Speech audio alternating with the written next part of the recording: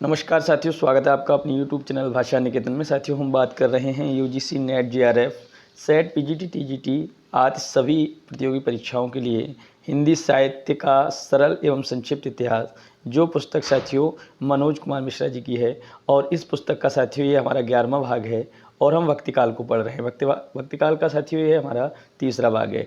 और भक्तिकाल में साथियों आज हम पढ़ेंगे प्रेमाश्रयी काव्यधारा सूफी काव्य। चलेगा, वीडियो शुरू करेंगे। और वीडियो शुरू करने से पहले चाहेंगे चैनल पर नए हैं तो प्लीज़ चैनल को सब्सक्राइब जरूर करें। बात करते हैं प्रेमाश्रयी काव्यधारा सूफी काव्य। जिन निर्गुण भक्त कवियों के द्वारा प्रेम को मुख्य विषय बनाकर ईश्वर की उपासना की गई एवं इसी के आधार पर काव्य रचना की गई, उसे ही प्रेमाश्रयी काव्यधारा कहा जाता है। इस काव्यधारा में प्रेमाश्रयी नाम सर्वप्रथम आचार्य रामचंद्र शुक्ल द्वारा प्रदान किया गया था। प्रेमाश्रयी आचार्य रामचंद्र शुक्ल द्वारा इस काव्यधारा को प्रेम कथानक काव्य, प्रेमाख्यानक काव्य, परंपरा एवं रोमांसिक काव्य परंपरा के नाम से भी जाना जाता है। डॉक्टर रामकुमार वर्मा ने इस काव्यधारा को सूफी काव्यधारा के नाम से पुकारा है। सूफी शब्द की व्युत्पत्ति एवं उसके विविध अर्थ क्या हैं देखते हैं। सूफी शब्द की व्युत्पत्ति तथा उसके वास्तविक अर्थ में संबद्ध अनेक मतांतर प्रचलित हैं। सामान्यतः मनसा वाचा कर्मणा शुद्ध सात्विकम ईश्वर आराधना में मग्न एवं सांसारिक विषयासक्ति से दूर रहने वाले व्यक्ति को सूफी कहा जाता है। अब देखिएगा, सूफ शब्द से सूफ का शाब्दिक अर्थ होता है ऊन, अर्थात ऐसे साधक जो सादा जीवन व्यतीत करते हुए सूफ माने ऊन के वस्त्र पहनते थे, उन्हें हम सूफी कहते थे। सफ शब्द से सफ का शाब्दिक अर्थ होता है पंक्ति, अर्थात जो लोग अपने पवित्र जीवन के कारण रोजे कयामत प्रलय के दिन एक अलग सफ पंक्ति में खड़े किए जाएंगे, उन्हें सूफी कहा जाता है। सूफा शब्द से समझ लीजिए, सूफा का शाब्दिक अर्थ होता है चबूतरा, अर्थात मक्का में हजरत मोहम्मद द्वारा बनवाई गई मस्जिद के सामने स्थित सूफा चबूतरे पर बैठकर जो लोग ईश्वर भक्ति करते थे, उन्हें सूफी कहा जाता था। अब देखते हैं सूफी शब्द से। सूफी शब्द पवित्र, अर्थात ऐसा व्यक्ति जो परंपरा के प्रति निश्चल भाव रखता है, सभी प्राणियों से शुद्ध व्यवहार करता है तथा जिसके लिए स्वयं परमात्मा भी अपने स्नेह प्रदर्शित करता है, उसे सूफी कहते हैं। सूफिया या सोफिया शब्द से इसके अनुसार ऐसा परम ज्ञानी व्यक्ति जिसे पूर्णत्व का साक्षात्कार हो चुका है, उसे सूफी कहते हैं। इस मत में पुस्तकीय ज्ञान इल्मे सफीना की अपेक्षा हृदय ज्ञान इल्मे सीना को विशेष महत्व दिया जाता है। तवस्सुफ शब्द से इसके अनुसार परम सत्य का ज्ञान प्राप्त करने वाला व्यक्ति सूफी कहलाता है। सूफी मत की विविध परिभाषाएं व्याख्याएं। अबुल हुसैन अन नूरी के अनुसार जिसे संसार में घृणा होती है और परमात्मा से प्रेम होता है, उसे सूफी कहेंगे। जिसे संसार से क्या हो, घृणा, और परमात्मा से प्रेम हो, से सूफी कहते हैं। अबू हसन सालुकी के अनुसार विधि निषेधों से मुंह मोड़ना ही सूफी मत है। विधि निषेधों से मुंह मोड़ना ही सूफी मत है। अबू सईद फजलल्लाह के अनुसार एकनिष्ठ भाव से परमात्मा में ध्यान लगाना ही सूफी मत है। अबू बकर शिबली के अनुसार परमात्मा के अतिरिक्त किसी में मन केंद्रित ना करना ही सूफी मत कहलाता है। डॉक्टर विमल कुमार जैन के अनुसार विधि विधानों से मुख मोड़ निखिल विश्वव्याप्त इस शाश्वत तथा अमूर्त शक्ति की झलक सर्वत्र पाकर मुस्लिम साधकों ने जो रहस्य व्यक्त किए, उन्हीं के सामंजस्य का नाम सूफी मत है। अब बात करते हैं सूफी काव्यधारा की विशेषताएं।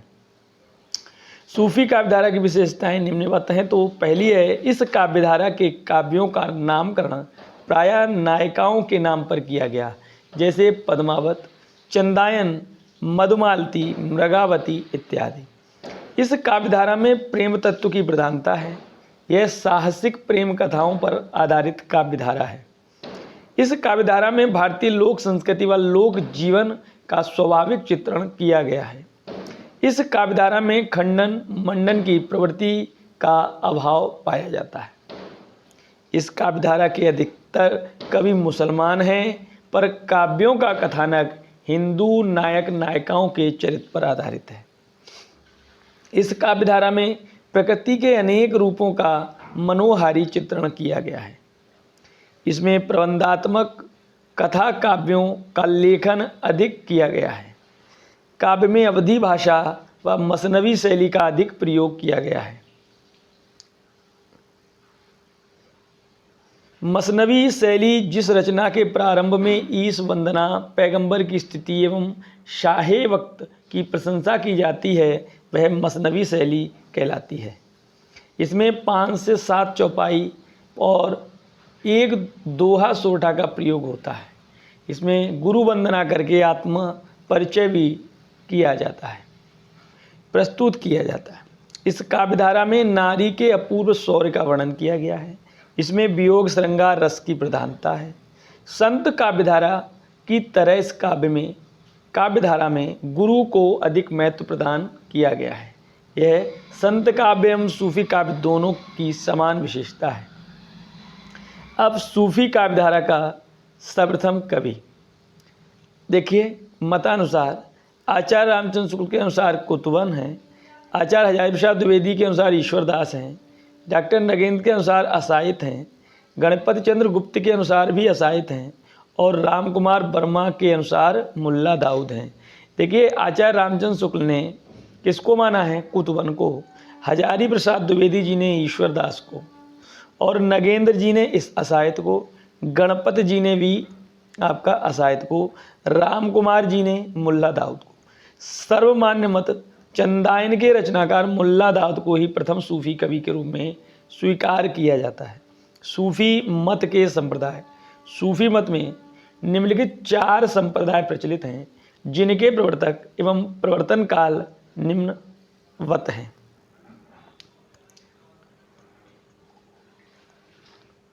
चलिए देखते हैं। संप्रदाय का नाम, प्रवर्तक और प्रवर्तन काल।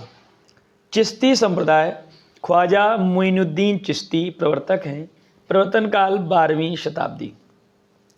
सोहरावर्दी संप्रदाय, जलालुद्दीन सुर्खपोश 13वीं शताब्दी। कादरी संप्रदाय, अब्दुल कादिर जीलानी 15वीं शताब्दी। और नक्शबंदी संप्रदाय, ख्वाजा अलाउद्दीन नक्शबंद 16वीं शताब्दी। सूफी साधना की अवस्थाएं, इस सूफी साधना के अंतर्गत निम्न 4 अवस्थाएं हैं। देखिए कौन कौन सी हैं। शरीयत माने नासूत, तरीकत माने मलकूत, हकीकत माने जबरुत और मारिफत माने लाहूत। नासूत माने शरीयत, धर्म ग्रंथों के विधि निषेधों का सम्यक पालन करना शरीयत कहलाता है। तरीकत क्या है? शुद्ध हृदय से ईश्वर का स्मरण करना, ध्यान करना ही तरीकत या मलकूत कहलाता है। हकीकत क्या है? भक्ति के प्रभाव से सत्य का सम्यक बोध माने ज्ञान, जानकारी, तो हकीकत माने जबरूत कहलाता है। मारिफत कठिन व्रतों से प्राप्त सिद्धावस्था, जिसमें साधक परमात्मा में लीन हो जाता है। इस अवस्था में आत्मा माने रूह, बका माने जीवन प्राप्त करती है। लाहूत या मारिफत कहलाता है। ये आपकी सूफी साधना की 4 अवस्थाएं हो गई। अब विशेष तथ्यात्मक जानकारी कौन कौन सी हैं वो देखते हैं। भारत में सूफी लोगों या सूफी मत का आगमन 12वीं शताब्दी में हुआ माना जाता है। सूफी का मेरुदंड प्रेम माना जाता है। सूफी मत में राबिया नामक एक कवित्री भी हुई हैं। समासोक्ति सूफी कवियों का सबसे प्रिय अलंकार माना जाता है। इस आधार पर आचार्य शुक्ल ने पद्मावत काव्य को समासोक्ति उपनाम दे डाला है। समासोक्ति उपनाम किस रचना को मिला है? पद्मावत को। और पद्मावत किसकी रचना है? जल्दी से आप कमेंट सेक्शन में लिख दीजिए। सूफी कवि मानवीय प्रेम इश्क मजाजी को देवीय प्रेम इश्क हकीकी की श्रेणी सीढ़ी कहकर पुकारते हैं। सूफी मत के अनुसार ईश्वर एक है और उसे हक कहा जाता है। इंसान को हक तक पहुंचने के लिए 4 अवस्थाएं पार करनी हैं: शरीयत, तरीकत, हकीकत और मारिफत। मारिफत अवस्था में आत्मा को रूह बका जीवन प्राप्त करती है।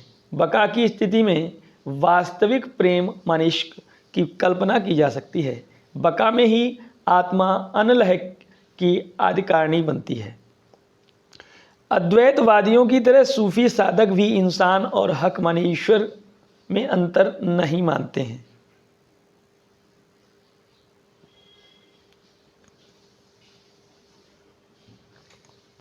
देखते हैं अगला बिंदु।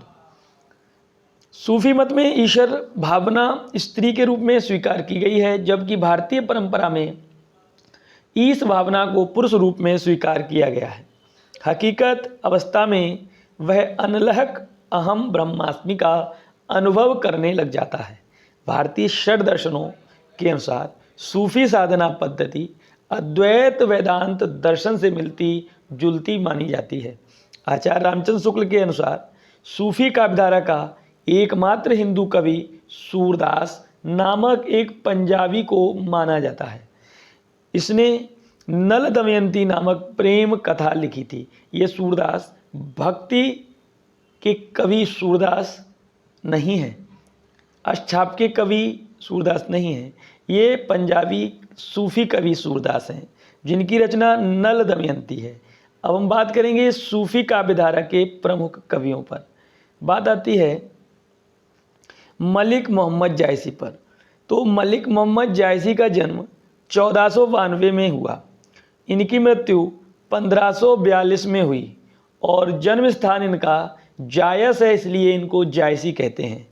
जायस नामक स्थान से इनका नाम जायसी पड़ा। गुरु का नाम सूफी फ़कीर शेख मुहिउद्दीन सैयद अशरफ या शेख बुरहान। प्रमुख रचनाएं इनकी पद्मावत है जो महाकाव्य है, अखरावट है, आखिरी कलाम रचना है इनकी, चित्ररेखा लघु प्रेमाख्यान है, कहरनामा और मसलानामा। इनकी प्रमुख 6 ये ग्रंथ हैं। विशेष तथ्य देखते हैं पद्मावत रचना के संबंध में। तो पद्मावत रचना के संबंध में हम देखते हैं, पद्मावत रचना के संबंध में इसका रचना काल 1540 ईस्वी हिजरी 947 माना जाता है।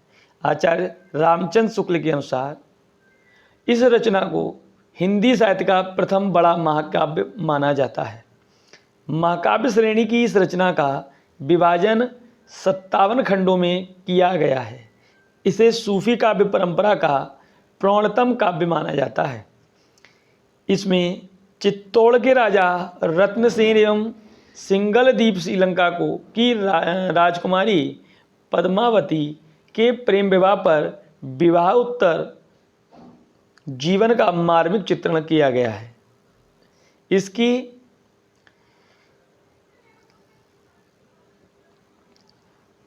इसकी कथा वस्तु को 2 भागों में बांटा जा सकता है। पहला पूर्वार्ध भाग और दूसरा उत्तरार्ध भाग।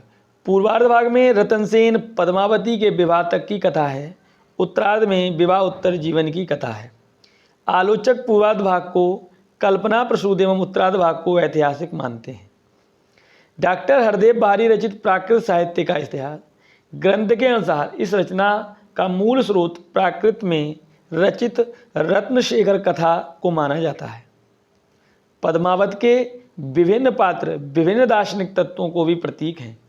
इस दृष्टि से इसे रूपक काव्य भी कहा जा सकता है। पद्मावत को प्रतीकार्थों का संकेत रचना के अंत में स्वयं कवि जायसी के द्वारा निम्नानुसार दिया गया है। देखते हैं। तन चितौर मन राजा कीना, हिय सिंगल बुद्धि पदमन चीना। गुरु सुआ जी पंथ देखावा, विन गुरु जगत को निर्गुण पावा। नागमती है दुनिया धंधा, बाचा सोई न ही चितवंधा। और राघव दूत सोई सैतानु, माया अलाउद्दीन सुल्तानु। तो इस तरीके से ये बताया गया है। चलिए देखते हैं। अब हम इसके पात्र में उनके प्रतीक निम्नानुसार हैं। देखिए पात्र का नाम दिया है और प्रतीक। चित्तौड़ प्रतीक है तन माने शरीर का। सिंगल द्वीप जो प्रतीक है हृदय का। राजा रत्नसेन नायक जो प्रतीक है मन माने योगी साधक का। रानी पद्मावती नायिका जो प्रतीक है सात्विक बुद्धि। रानी नागवती सहनायिका सांसारिक बुद्धि। हीरा मन तोता गुरु। राघव चेतन सवा पंडित शैतान। और अलाउद्दीन खिलजी यहाँ माया। तो इस तरीके से पात्र का नाम और उनके प्रतीक दिए हुए हैं। अब देखिए नोट,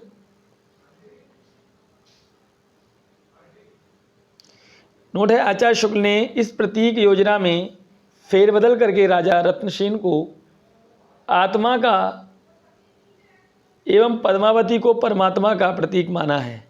इस ग्रंथ में आरंभ में कवि ने मसनवी शैली की रूढ़ी के अनुसार शाही वक्त शेरशाह की प्रशंसा की।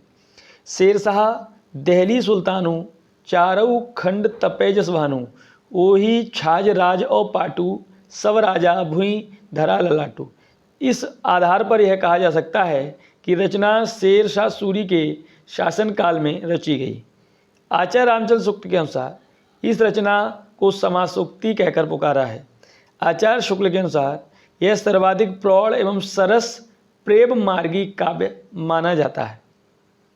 इसके स्थान पर नागमती के 12 महीनों की वियोग दशा का वर्णन किया गया है, जिसे 12 मासा कहते हैं। ग्रंथ के प्रारंभ में जायसी ने ईश्वर स्तुति में लिखा है, सुमरो आदि एक करतारु जहि जिय दीनो कीन्ह संसारु। आचार्य शुक्ल ने पद्मावत को भक्तिकाल का वेद वाक्य कहा है। प्रसिद्ध पद है, पियो सु कहूँ संदेशना हे भौरा हे काग सो धन बिरहें जार मुई तेग धुआं हम लाग। विजयदेव नारायण शाही ने पद्मावत को हिंदी में अपने ढंग की अकेली ट्रेजिक रचना कहकर पुकारा है। किसने? विजयदेव नारायण शाही ने। अखरावट रचना के संदर्भ में अब हम बात करते हैं। इस रचना में वर्णमाला के प्रत्येक अक्षर को लेकर सूफी मत के सिद्धांतों से संबंधित चौपाइयाँ लिखी गई हैं। इस रचना में मुसलमान या इस्लामी विचारधारा के आधार पर जीव बल प्रकृति इत्यादि जीव बल और प्रकृति इत्यादि का सैद्धांतिक विवेचन भी किया गया है। किसमें? अखरावट में। बात करेंगे आखिरी कलाम। इस रचना में रोजे कयामत माने प्रलय के दिन होने वाली स्थिति का वर्णन किया गया है। इस रचना में उल्लेखित कथानक कुरान ग्रंथ में उल्लेखित हश्र की कथा के आधार पर लिखा गया है कि इसमें मुगल बादशाह बाबर की प्रशंसा भी की गई है। चित्ररेखा की बात करते हैं। यह जायसी द्वारा रचित लघु प्रेमाख्यानक श्रेणी की रचना मानी जाती है। इस रचना में चंद्रपुर की राजकुमारी चित्ररेखा एवं कन्नौज के राजकुमार प्रीतम कंवर के प्रेम कथा का वर्णन किया गया है। कहरनामा की बात करेंगे।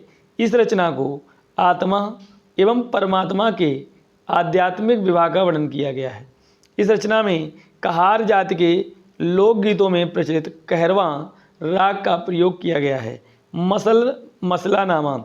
इस रचना में जायसी के द्वारा ईश्वर के समक्ष अपना आत्मनिवेदन प्रस्तुत किया गया है। नोट, जायसी ने अपने पूर्व रचित 4 प्रेमाख्यानक रचनाओं का उल्लेख किया है। मुग्धावती, मृगावती, मधुमालती, प्रेमावती। अब हम बात करेंगे सूफी काव्य धारा की अन्य प्रमुख रचनाएं। रचना का नाम, रचयिता, रचनाकाल, काव्य भाषा और विशेष तथ्य देखते हैं। हंसावली रचना है। रचयिता हैं अशायत। रचनाकाल 1370 ईस्वी और भाषा है राजस्थानी हिंदी। देखिए, पाटन की राजकुमारी हंसावली मूल स्रोत विक्रम बेताल। इस रचना में राजस्थानी मिश्रित हिंदी भाषा का प्रयोग किया गया है। डॉक्टर नगेंद्र एवं डॉक्टर गणपति चंद्रगुप्त के अनुसार अशायत सर्वप्रथम सूफी कवि माने जाते हैं। बात करेंगे दूसरी यहाँ पुस्तक है चंदायन मुल्ला दाऊद की जो रचना है 1379 ईस्वी रचना काल है। भाषा अवधि। नोट है इसमें, इस रचना में पूर्वी भारत में प्रचलित लोरिक नामक नायक, उसकी पत्नी मैना एवं उसकी विवाहिता प्रेमिका चंदा की प्रेम कथा का वर्णन किया गया है। माता प्रसाद गुप्त के अनुसार पूर्वी भारत में इस रचना को लोर कहा या लोर कथा के नाम से भी पुकारा जाता है। डॉक्टर रामकुमार वर्मा के अनुसार मुल्ला दाऊद सर्वप्रथम सूफी कवि माने गए हैं। बात करेंगे लखम सेन और दामोदर। लखम सेन जो रचना है, लखम सेन पद्मावती कथा दामोदर की है, 1459 इसका रचनाकाल और राजस्थानी भाषा है। इस रचना में राजस्थानी भाषा का प्रयोग किया गया है। इन्होंने अपनी इस रचना को वीर कथा कहा है। किसको? लखम सेन पद्मावती कथा। बात करेंगे, अगली कथा है सत्यवती कथा। रचनाकार हैं ईश्वरदास, रचनाकाल 1501 और भाषा अवधि। इस रचना में नायक ऋतुपर्ण एवं नायिका सत्यवती की प्रेम कथा का वर्णन किया गया है। आचार्य हजारी प्रसाद द्विवेदी के अनुसार ईश्वरदास सर्वप्रथम सूफी कवि माने गए हैं। आचार्य रामचंद्र शुक्ल ने इस रचना को भक्तिकाल की किसी भी काव्यधारा में स्थान नहीं दिया है। अगली रचना है मृगावती। मृगावती रचना कुतुवन की है और 1503 इसका रचनाकाल है। भाषा इसकी अवधि है। इस रचना में चंद्रनगर के गणपति देव के राजकुमार एवं नायिका मृगावती की प्रेम कथा का वर्णन किया गया है। आचार्य रामचंद्र शुक्ल के अनुसार कुतुवन सर्वप्रथम सूफी कवि माने गए हैं। आचार्य शुक्ल के अनुसार कुतुवन जौनपुर राज्य के बादशाह हुसैन शाह के आश्रित कवि माने गए थे। मृगावती मधुमालती का उल्लेख बनारसी दास जैन की अर्ध कथानक में मिलता है। बात करेंगे माधवानल। माधवानल रचना गणपति की है और रचनाकाल 1527 ईस्वी, भाषा राजस्थानी हिंदी। माधवानल कामकंदला ये पुस्तक है। इस नाम से निम्न दो लेखों ने रचना की है। कुशल लाभ ने 1556 में और आलम ने 1584 में। याद रखना है, माधवानल कामकंदला। मधुमालती रचना मंझन की है, 1545 इसका रचनाकाल है और भाषा अवधि है। इस रचना में कनेसर गढ़ कनैगिरी के राजकुमार मनोहर एवं महारस नगर की राजकुमारी मधुमालती की प्रेम कथा का वर्णन किया गया है। इस मुख्य प्रेम कथा के साथ ही ताराचंद एवं प्रेमा की प्रेम कथा का वर्णन भी किया गया है। हिंदी की प्रथम काव्य रचना जिसमें बहुपत्नीवाद का पूर्णतः अभाव है।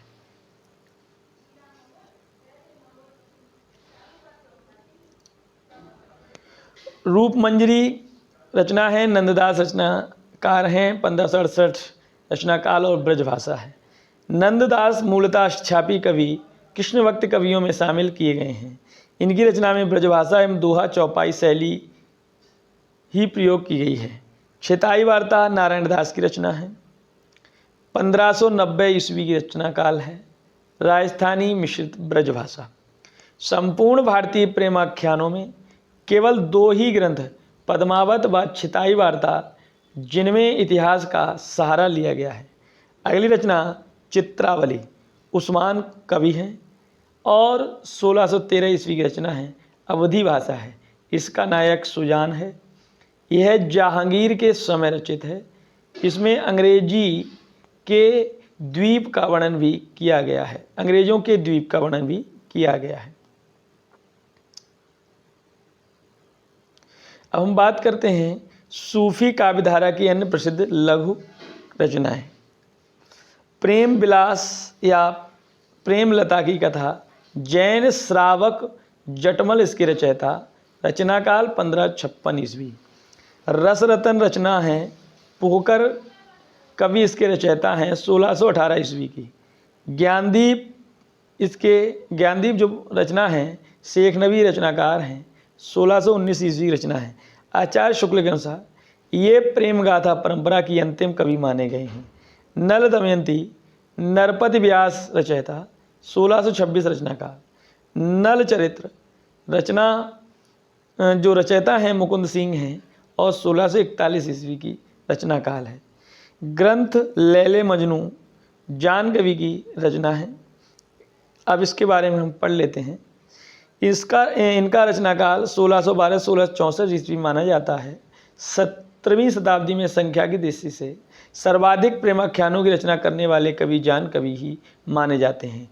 इन्होंने कुल 78 काव्य ग्रंथों की रचना की, जिनमें 29 प्रेमाख्यान काव्य हैं। इनकी अधिकांश रचना कथा शीर्षक से उपलब्ध होती है, यथा कथा रत्नावली, कथा कनकावती, कथा कमलातवी, कथा मोहिनी, कथा नल दमयंती, कथा कलावती, कथा रूप मंजरी, कथा कलंदर, कथा पिजरशा शाहीजादा व देवलदे। तो ये सभी रचनाएं कथा से प्रारंभ होता है। नाम इनका अब है इंद्रावती। इंद्रावती रचना नूर मोहम्मद की है। 1744 ईस्वी का रचना काल है। आचार्य शुक्ल इसी ग्रंथ को सूफी पद्धति का अंतिम ग्रंथ मानते हैं। किसको? इंद्रावती को। इनका अन्य ग्रंथ अनुराग बांसुरी है, 1764 ईस्वी की। नाम फारसी भाषा में रचित है।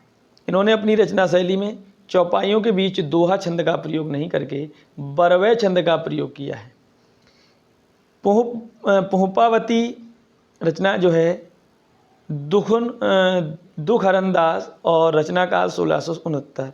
हंस जवाहिर कासिम शाह की रचना है, 1736 ईस्वी रचना काल। यह फारसी भाषा में रचित है। नामी प्रेस लखनऊ से प्रकाशित है। यूसुफ जुलेखा रचनाकार शेख निसार, 1790 ईस्वी। प्रेम दर्पण शेख नज़ीर की रचना है। कनक मंजरी काशीराम की रचना है। पद्मिनी चरित्र लालचंद की रचना है। और नल दमन सूरदास की रचना है। और ये सूरदास भक्त कवि सूरदास नहीं है, यह छापी सूरदास भिन्न कवि हैं।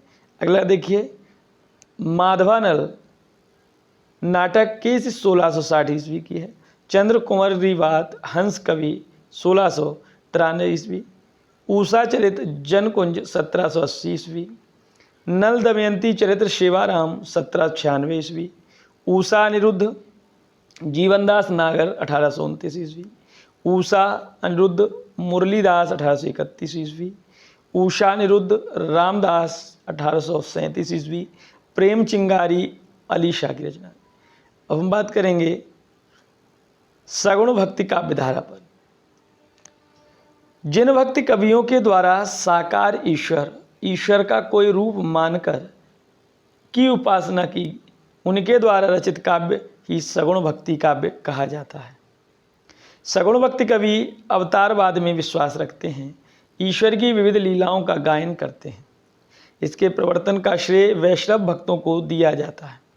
सगुण भक्ति काव्यधारा के भेद। सगुण भक्ति काव्यधारा के दो भेद हैं, रागानुगा भक्ति और कृष्ण भक्ति काव्यधारा, वैदी भक्ति और राम भक्ति काव्यधारा। हम बात करेंगे कृष्ण भक्ति काव्यधारा की। चलिए, जिन सगुण भक्त कवियों के द्वारा भगवान विष्णु के अवतार के रूप में कृष्ण को अपना आराध्य मानकर उपासना की गई, उनके द्वारा रचित काव्य की कृष्ण भक्ति काव्य कहलाता है।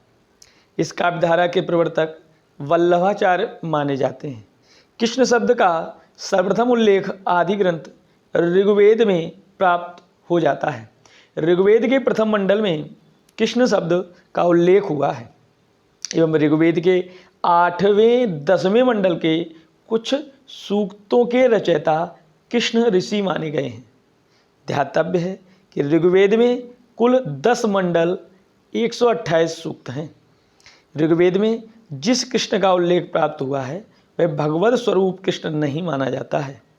भगवत स्वरूप कृष्ण का सर्वप्रथम उल्लेख कौशितकी ब्राह्मण एवं छांदोग्योपनिषद में प्राप्त होता है।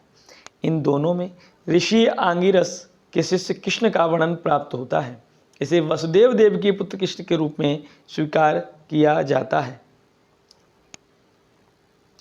लोकमान्य तिलक एवं डॉक्टर राधाकृष्ण गोपाल भंडारकर जैसे विद्वानों के द्वारा भी वैदिक ऋचाओं में वर्णित कृष्ण एवं गीता के उपदेष्टा महाभारत कालीन कृष्ण को अलग अलग माना गया है। सामान्यतः कृष्ण के दो रूप माने जाते हैं, लोक रक्षक कृष्ण, ऐश्वर्यमय कृष्ण, गीता महाभारत वर्णित कृष्ण। लोक रंजक कृष्ण, माधुर्यमय कृष्ण, पुराणों में वर्णित कृष्ण। हिंदी में कृष्ण को काव्य का विषय बनाने का सर्वप्रथम श्रेय विद्यापति को दिया जाता है। कृष्ण की प्रेयसी राधा सर्वप्रथम उल्लेख गोपाल तापनी उपनिषद में मिलता है और कृष्ण काव्य का सर्वप्रथम प्रयोग विद्यापति ने किया। कृष्ण भक्ति काव्य का मुख्य उपजीव्य आधारभूत स्रोत भागवत पुराण माना जाता है। सहजिया संप्रदाय में कृष्ण को रस व राधा को रति के नाम से पुकारा गया है। कृष्ण भक्ति काव्यधारा की प्रमुख विशेषताएं क्या हैं वो हम पढ़ते हैं।